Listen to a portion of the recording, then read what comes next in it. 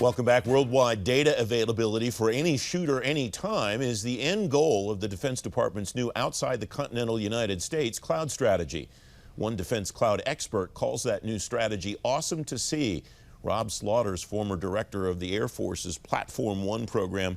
Rob, welcome. It's great to see you. Awesome to see is pretty powerful language for a cloud guy. Why did you think that was the case with this cloud strategy?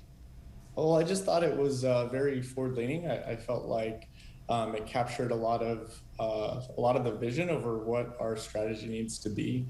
Obviously it was focused on the OCONUS activities, but I think a lot of the same principles obviously apply to the CONUS activities as well. And that's the next question that I had for you. What's the difference between, theoretically, not necessarily regarding this exact document, what's the difference between OCONUS and CONUS when it comes to this type of strategy, when it comes to this type of thinking?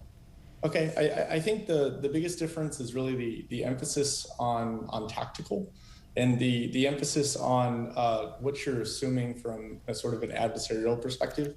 I think a lot of the CONUS side cloud discussions is really heavily focused on enterprise IT. From an availability standpoint, obviously everyone wants everything available as much as possible. But if your email goes down for 10 minutes, it's not necessarily a life and death sort of situation. For CONUS activities, though, things become a lot more serious, which is exactly why all of the ops centers that are around globally are heavily focused on having access to the IT and the equipment that their lives sort of rely upon. And so to bring cloud into the discussion and to bring some of these concepts over, really cloud native, because that's sort of another aspect that I think the recent guidance is really referring to, is not necessarily cloud management from a cloud broker, but cloud native, so that way you can more rapidly deploy anywhere, including the edge, and still sort of maintain the same sort of software field from a user's perspective. So to me, the biggest difference between CONUS and OCONUS from a strategy perspective is the focus on edge and the focus, as rightfully so, on availability and security, just ensuring that those systems are at all point available. Now, I noted what you talked about the edge when I read through this strategy. What also struck me was the fact that it's not just a cloud strategy. A lot of discussion here about software, a lot of discussion here about what the cloud facilitates.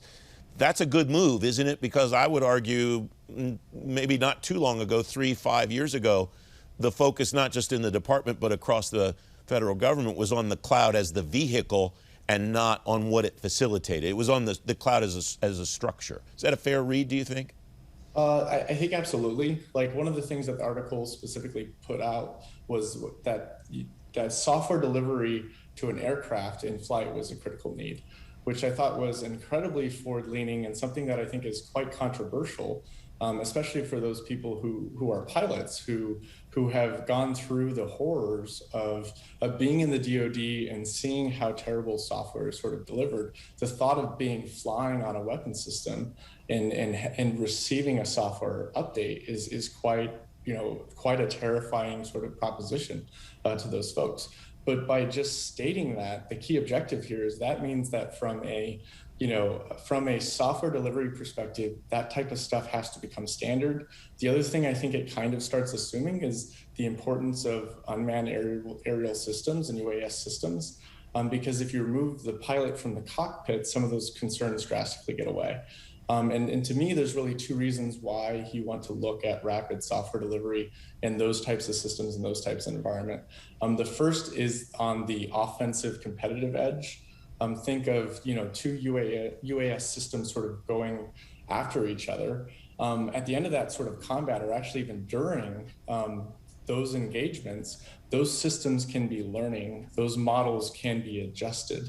If you don't actually have sharing of either the data or updates to the algorithms, then in your next contest, which could be 30 minutes later, it could be 24 hours later, it could be a week later, you don't actually have any of those insights. So the ability to deliver software at a rapid rate to me in the strategy becomes sort of a foundational need going forward.